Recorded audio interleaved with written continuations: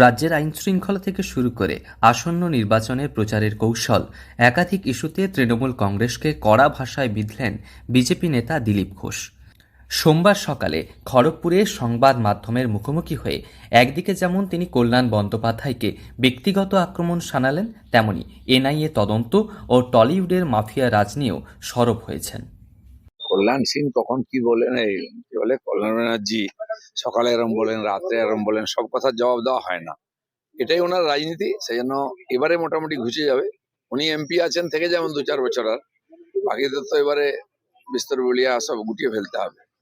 কালিয়াচক 2 নম্বর BDO অফিসে বিক্ষোভের দিন ঠিক ঘটেছিল কখন, কোন পুরো রিপোর্ট আজকে জমা দেবে সুপ্রিম কোর্টে এনআইএ তদন্ত হচ্ছে। একদিন যেটা সবাই চাইছিল যে ওই এলাকাটা মোথাবাড়ি থেকে সুজাপুর থেকে কালিয়াচক পুরোটা উপদ্রুত এলাকা, আইন শৃঙ্খলাহীন। আর এগুলো দেখিয়ে মমতা ব্যানার্জি একদিন ভোট নিয়েছেন ওদের ছুট দিয়ে।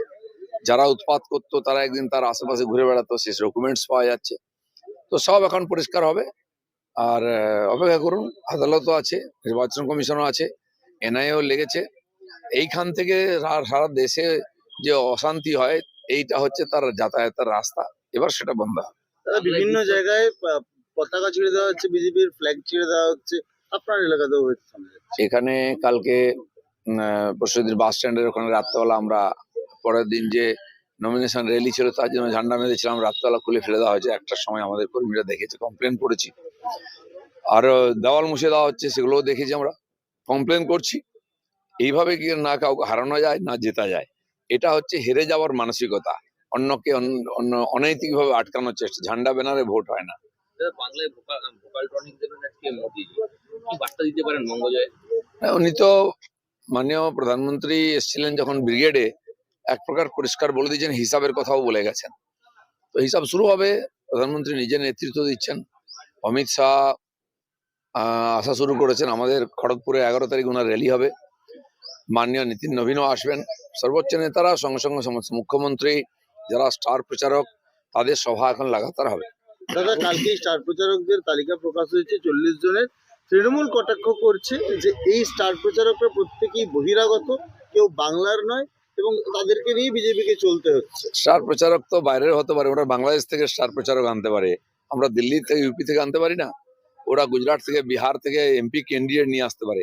তো আমাদের সর্বভারতীয় পার্টির নেতারা প্রচার করতে পারে না? ওদের কাছে কোনো প্রচারকই নাই, ওদের দেখলে লোকে পালিয়ে যায়। তো কি হবে? ওইভাবেই চলছে। অরুণোদয়ের মৃত্যুতে একজোট টলিপাড়া, কর্মবিরতির সিদ্ধান্ত সুরক্ষা নিশ্চিত না হওয়া পর্যন্ত। শুধু সুরক্ষা নয়, সুরক্ষা তো যে কোম্পানি তাকে কাজ করাচ্ছে তারও দায়িত্ব আছে। কিন্তু এই ধরনের শিল্পীরা যিনি মারা গেলেন, বাকিরাও 1 বছর ধরে তাদের কাজ দেওয়া হয় না, বাইরে রাখা হয়েছে। তাদেরকে শিল্পী হিসেবে বেঁচে থাকাটাই মুশকিল করে দেওয়া হয়েছে। পেট চালানো, ঘর চালানোই মুশকিল। অনেকে চোখে জল বোয়াচ্ছে, কিন্তু তাদের জীবিকার কথাটা কেউ ভাবে না। ওখানে যে মাফিয়ার রাজ চলছে টলিগঞ্জে, সেটা পরিবর্তন হওয়ার দরকার আছে। বিবেচনাধীন ভোটার তালিকা। তবে সব মিলিয়ে ভোটের ময়দানে নামার আগে এদিন রীতিমতো আক্রমণাত্মক মেজাজে ধরা দিলেন দিলীপ ঘোষ। তবে আসন্ন নির্বাচনে কে জয়লাভ করে তা এখন দেখার। পশ্চিম মেদিনীপুর থেকে রঞ্জন চন্দ্রের রিপোর্ট, লোকাল 18 বাংলা।